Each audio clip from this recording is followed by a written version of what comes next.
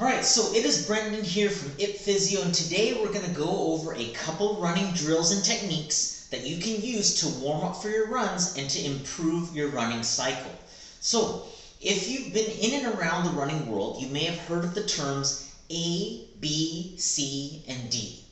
We use these four letters to separate the four stages of the running cycle, and we can break the running cycle down into these components to improve each individual part depending on what we're lacking when we do an analysis on our running stride. So if you need a running analysis done, please feel free to contact a registered physiotherapist or other gait analysis professional near you, and you can identify these parts that are lacking so you can focus on the appropriate part. So A, B, C's, and D's are going to break down that component of our running stride. So I put on a piece of tape on my left leg here because everything will be done in reference to my left leg. Okay, so moving into A's. A's are what some of you know as high knees. So bringing my knee up high to drive my momentum up and forward. Okay, that leads us into B. B is where I start the propulsion phase. So I bring my knee upwards. That's an A. B is where I scuff the ground. So it's important to make sure that you're not just placing your foot on the ground, you're actually scuffing the ground and you hear that sound. That sound ensures that you know you're starting the propulsion of pushing your body forward. So again, an A is high knees, B is that scuff, okay? Now, as my left leg touches the ground, it doesn't just stop there, right? As I touch the ground, I actually will follow through and push off my left leg. That is C. So it's kind of like a lunge where my left leg is in the back, right? That is the C phase, okay? Now there's the recovery phase of the stride where I get ready for the next step, and that means I'm going to pull my heel back in and under me, okay? Some of you might use the term butt kicks in order to remember the pattern, and some of you might actually have been taught the term butt kick, but it's not really accurate. So you have to make sure that you make the distinguishment between the two, because a butt kick is when you bring your heel backwards and essentially you're doing a hamstring curl, but your momentum is backwards, okay? While that might look similar at the beginning, it's not actually correct, because a D is going to actually also propel you forward.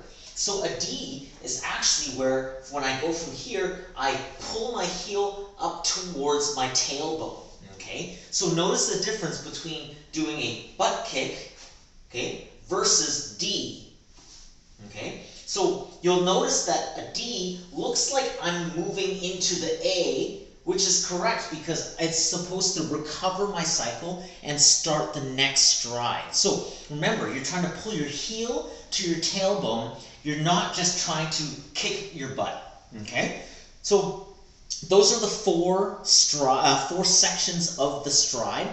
And if you need to review these, feel free to go on back, rewatch this section, because the next section gets a little bit more complicated. Once we have these four stages of our running cycle, we actually have a couple techniques and warm-ups that we can use to make sure that we're warmed up and making the full use of each stage of our running cycle.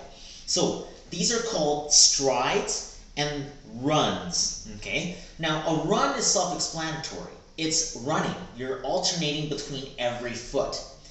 A skip, right, is going to be basically where you skip one of each leg as you do it. So it's one on the left, then one on the right, then one on the left with a step in between each, okay? This will become more clear as I demonstrate the move itself. So simplest is to start with A's. So an A skip is where you do a high knee on the left side, take a step, then do a high knee on the right side, okay? So remember, keep an eye on my left leg. So an A skip goes like this, right? Skip, skip, right? So notice that there's an extra hop in between each stride. I'm not bringing my knees up immediately, okay? There's a skip in between each. So, right? That's an extra skip at the end.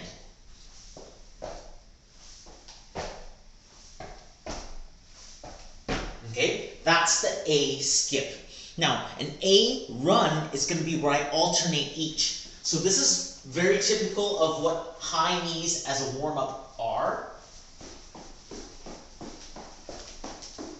Okay, where I just bring each knee up alternatingly. Okay, so that is your A skip and your A run. Now we get into Bs. Bs can be one of the most complicated ones, but keep in mind that it's a continuation of A. So if you think about it that way, it might help you out a little bit when it comes to actually completing the skip. So remember, you can't do a B without an A. So the A is the very beginning of this move. We're just completing the B instead of simply putting the leg back down. Okay? So again, remember, we're doing this, then coming down as a B scuff on the ground. Okay? So, okay, when you do it slowly, it seems kind of complicated, so it might take you a while to learn the movement, then slowly speed it up as it feels more normal. Okay, so again, we'll repeat this a little bit. So as we come up, right, you're stuffing the ground. Okay.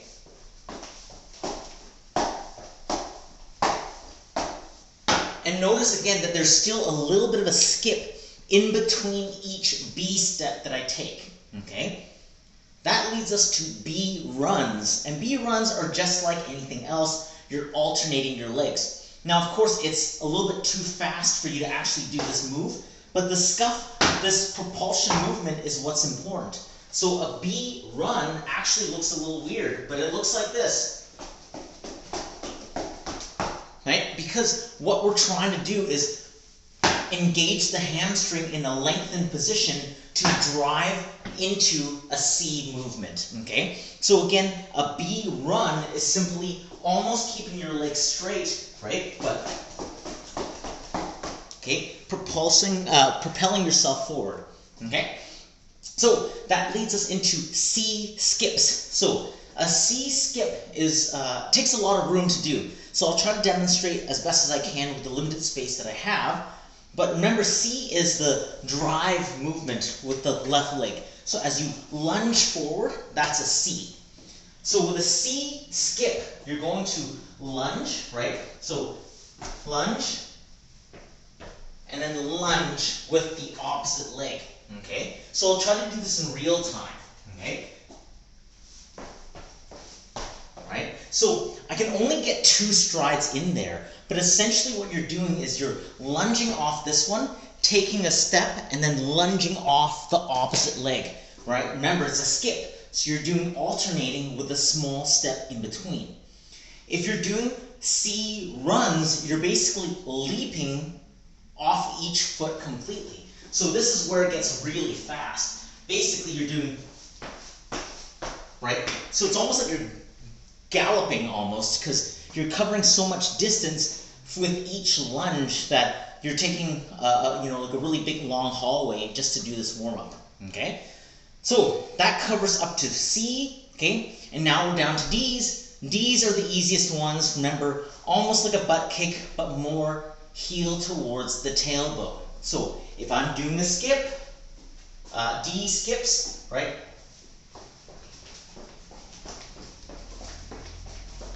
Okay, so again, I'll repeat that a little bit. Keep in mind, I'm not kicking backwards like this. I'm bringing my heel towards my tailbone, okay?